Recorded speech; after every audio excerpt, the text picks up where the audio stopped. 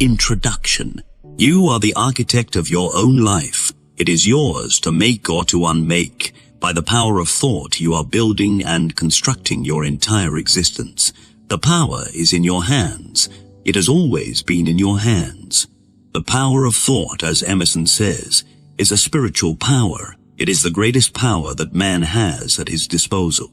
The world today is in its present state simply as a result of mankind's collective thinking. Each nation is in its present state of either peace and prosperity, or poverty, murder and anarchy, simply as a result of its thinking as a nation, and each individual is what he is simply as results of his thoughts. You tend to become what you think about. You always move in the direction of your most dominant thoughts.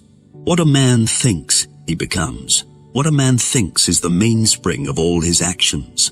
What a man thinks attracts to him his circumstances and environment. What a man thinks determines what type of friends and companions will gather around him.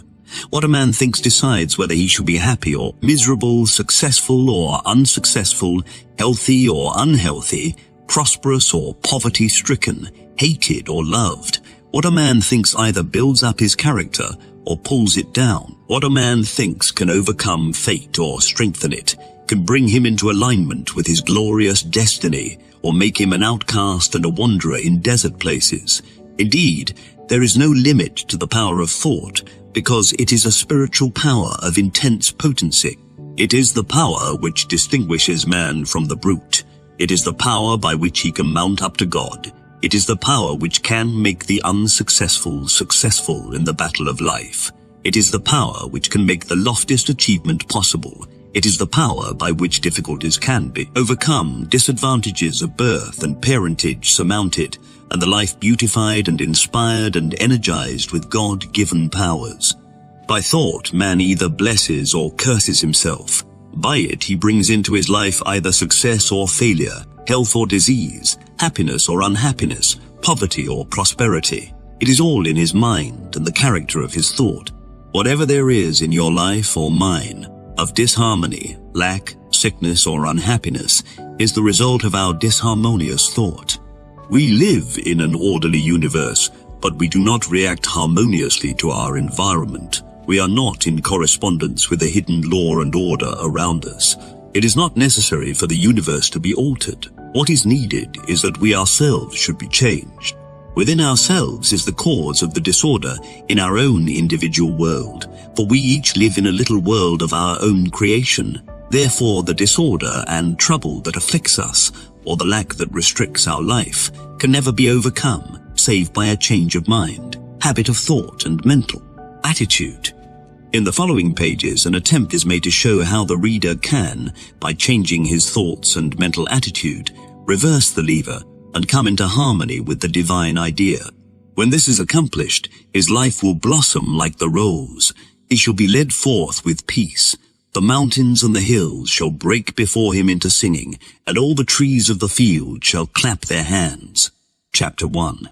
Thought, the cause of action.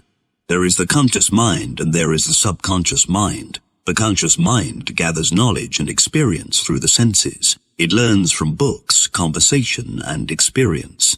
It reasons and forms conclusions. Finally, its thoughts pass down into the subconscious mind. The subconscious mind is the mind of action. It is responsible for all that we do. It is the seat of memory and of instinct. It is a reservoir of tremendous power. It is of extraordinary intelligence. It carries out all the complicated processes within the body which make life possible. The wisest and most learned of men cannot begin to fathom its wonderful powers. But in spite of this, we know enough about its manner of working to enable us to control it, and by controlling it, we control our actions, and by controlling our actions, we shape our life and overcome what is called fate. It is impossible to think evil thoughts and bring forth good actions. Many have tried it.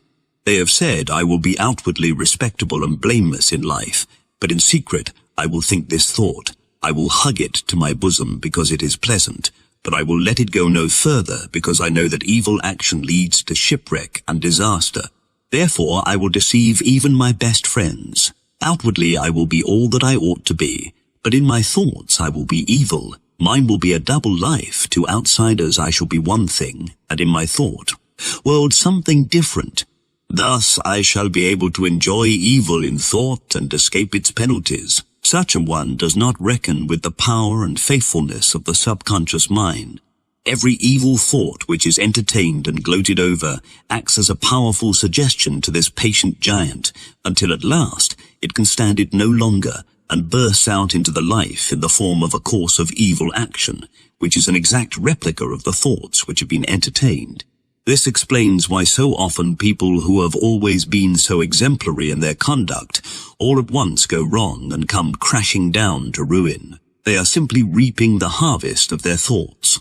While this is true of the majority of those who indulge in secret evil thinking, there are yet those who, either through lack of courage or opportunity, do not or cannot break out into a course of evil action. By their evil thoughts, they arouse certain emotions which cannot be satisfied and which therefore have to be repressed. The effect of repression is either chronic ill health, but which no medical skill can ever cure, or organic disease that is beyond the art of man to heal. The reader must not imagine, however, that everyone who suffers in this way has been guilty of evil thinking, but the practice is certainly one of the ways by which some people can, and do, literally destroy themselves.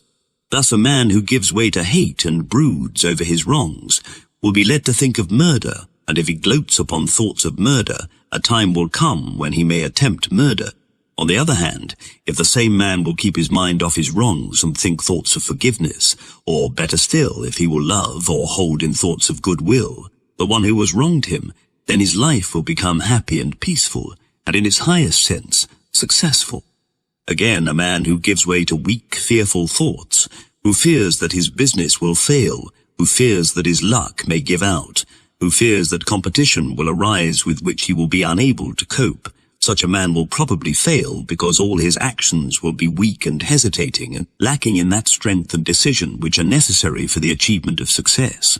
On the other hand, if he will banish every weak negative thought, every thought of possible failure, and constantly brace his mind by affirmations of success, in other words, send down strong suggestions of success to his subconscious mind, such a man will succeed in life because his actions will be strong and decisive. When faced by great difficulty, he will find that his subconscious mind will supply him with wonderful energy and staying power, great courage and determination, simply because it has been trained by right thinking to do so. It would be possible to fill a book with illustrations of the operation of this law, but in a little work of this kind, these two must suffice. These two must suffice. The law is immutable. It cannot be tricked or evaded.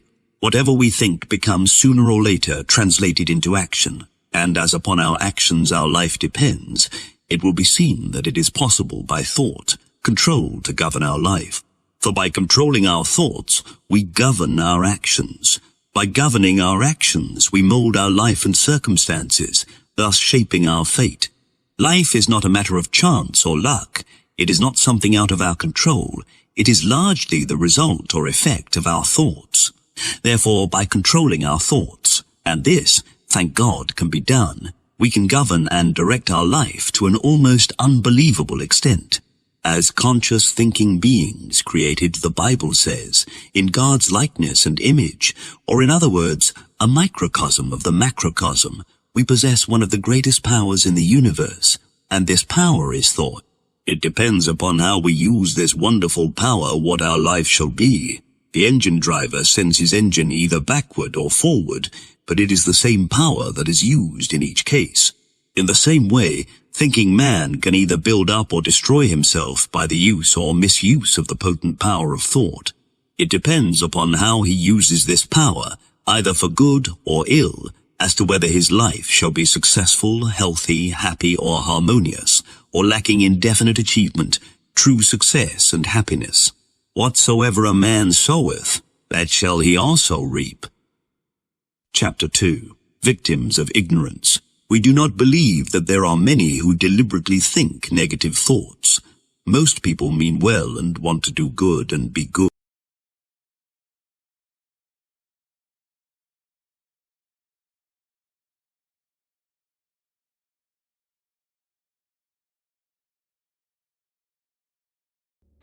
guys.